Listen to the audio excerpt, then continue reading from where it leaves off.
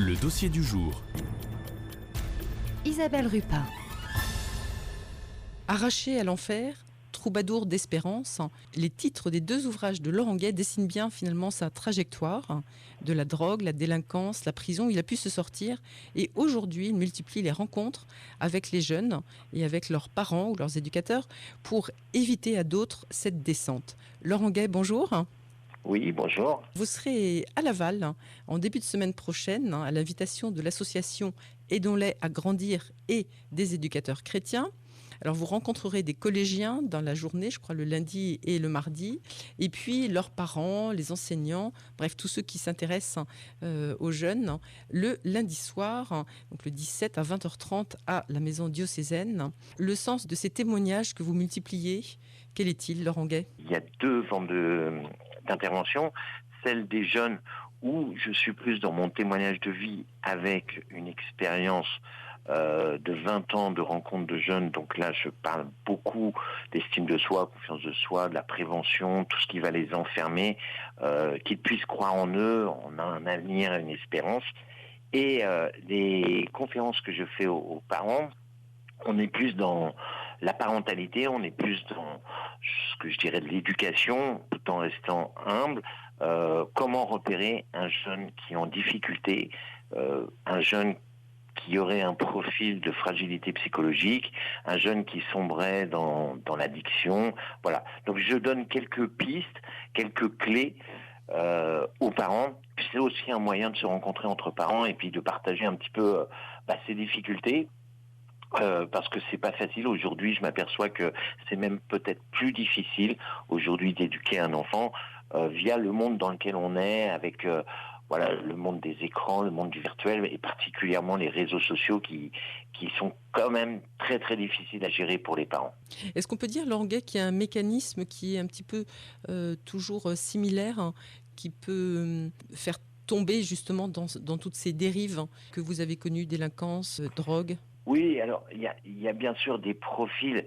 Après, c'est une période de l'adolescence où ce ne sont plus des enfants, ils ne sont pas encore adultes.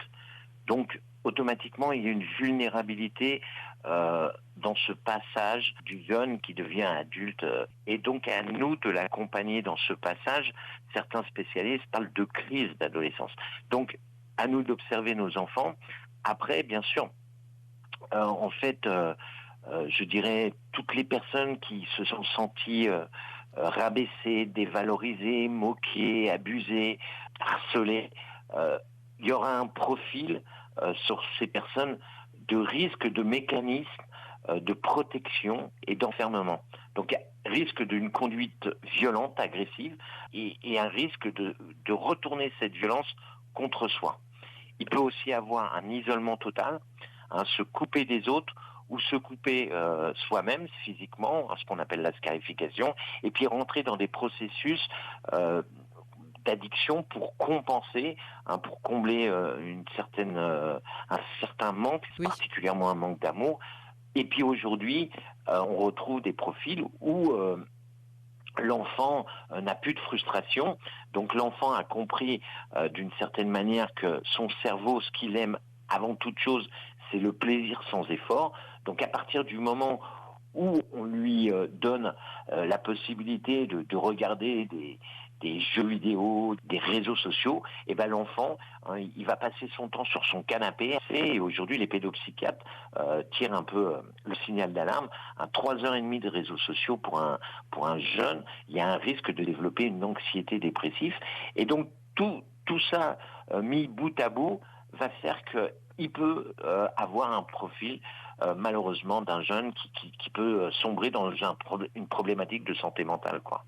En fait, comprendre les mécanismes, ça peut permettre de prévenir et de remédier à cette dérive. Et c'est bien là ce que vous nous direz, Laurent Gay.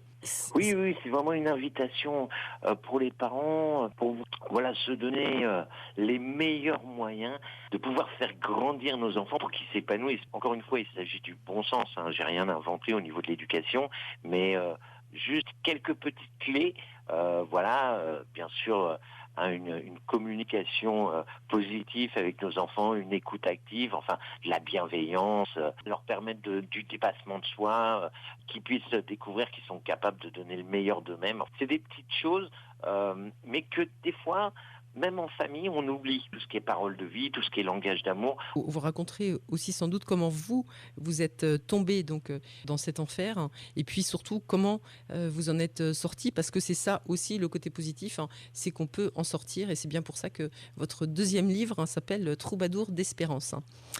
Oui, Donc, tout à fait. Alors, qu'on soit d'accord avec les auditeurs, hein, on est vraiment dans une dimension plus de parentalité, hein, sur la conférence. avec toute Mais votre après, expérience et votre vécu, rien forcément, n'empêchera les voilà. parents de s'intéresser à ce que j'écris, justement, à Rachel à l'enfer, Troubadour d'espérance, et puis mon actualité au niveau de l'association Aidons-les à grandir, quoi. Merci beaucoup Laurent Gay, et puis donc on se donne rendez-vous lundi. Avec une grande joie. Lundi soir, parents, enseignants, encadrant tous ceux qui ont affaire avec des Exactement. enfants et qui s'intéressent, hein, à nos jeunes, hein, d'aujourd'hui, Super. qui vivent dans un monde parfois un petit peu complexe pour eux. Merci beaucoup. Merci Laurent Gay. À lundi. À lundi.